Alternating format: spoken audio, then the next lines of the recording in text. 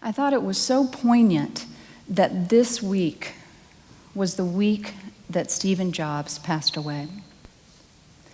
His life is a testament to the power of finding this balance. And some of you know the story, just the history of it, is that Bill Gates and Stephen Jobs created computer companies about the same time. And Bill Gates created this company, this operating system called MS-DOS. And the way that it operated is that programs would come in, and if they were compatible, they could work with it. And anybody was allowed to make programs that worked on this computer. Stephen Jobs, in his early career, really wanted to control everything.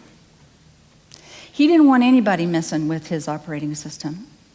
So he would create programs, but he couldn't create them fast enough to keep up with what was happening over here at Microsoft.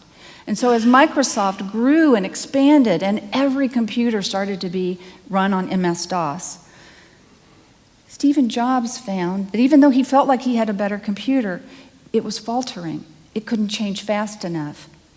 He refused to take input from others. In fact, he brought a guy in to help run his company, and they were at such loggerheads that the guy fired Stephen Jobs.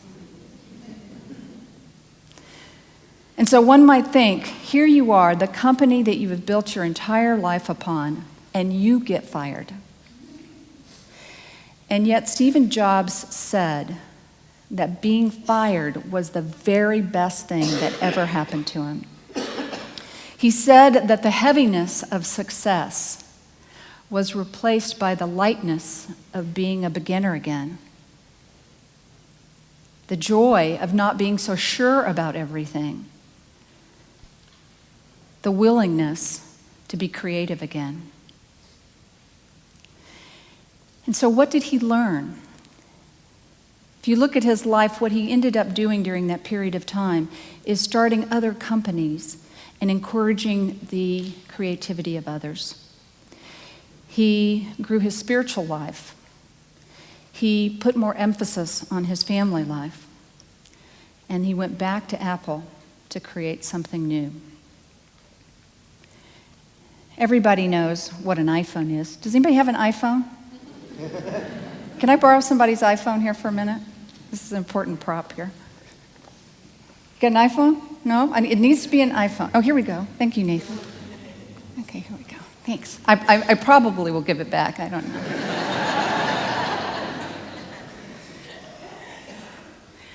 This little device is brilliant.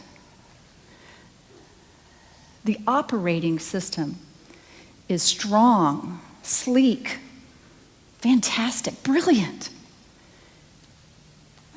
And yet the thing that makes this device so powerful is what everybody adds to it. What Stephen Jobs figured out is the way to make things wildly successful is to have an open architecture, to have a piece of equipment that anybody who wants to add the next latest thing can put on it. There are now millions of apps. The applications that you can get on an iPhone are unbelievable. They stretch the imagination, and that's what makes this thing brilliant. Stephen Jobs figured out that you got to have a solid foundation. But if you don't open it up to others to give input, then you're never going to be successful. And in fact, if you think about this, think about all the conversations that have been happening on this phone. Not for you specifically, Nate. Maybe on your phone.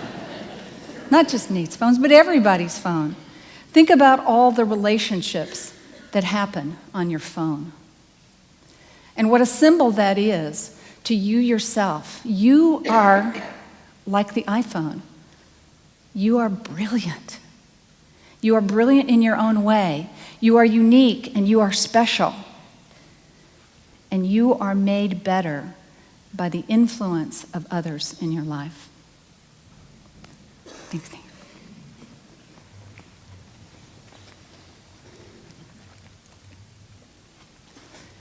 So why are we here today? You may have thought that you came because you needed some personal spiritual inspiration. But what we create here every Sunday is a shared experience. Each and every one of you here, you are helping to create this experience by your energy,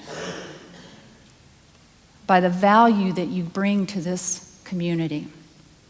And each of us have an opportunity to have a positive effect on each other. Maybe after church today, you could smile at one more person. Maybe go downstairs and compliment somebody. And that might be the thing that they remember for the entire day. Learning that balance between being true to ourselves but being open to others is how we decide that we're going to put out in the world that which we want back. And it's as simple as a kind word, a smile, deciding to be inspiring to others so that others will inspire us. So I thought as part of the meditation today that we would have this opportunity to reflect on all the people in our lives that have made such a big difference. And maybe even all those people in our lives that seemed like they were the ones that were the struggle to be with, and find out what the good was in that relationship as well. So as we go into meditation, just reflect for a moment on how all the people in your life have made you who you are, that have made you better.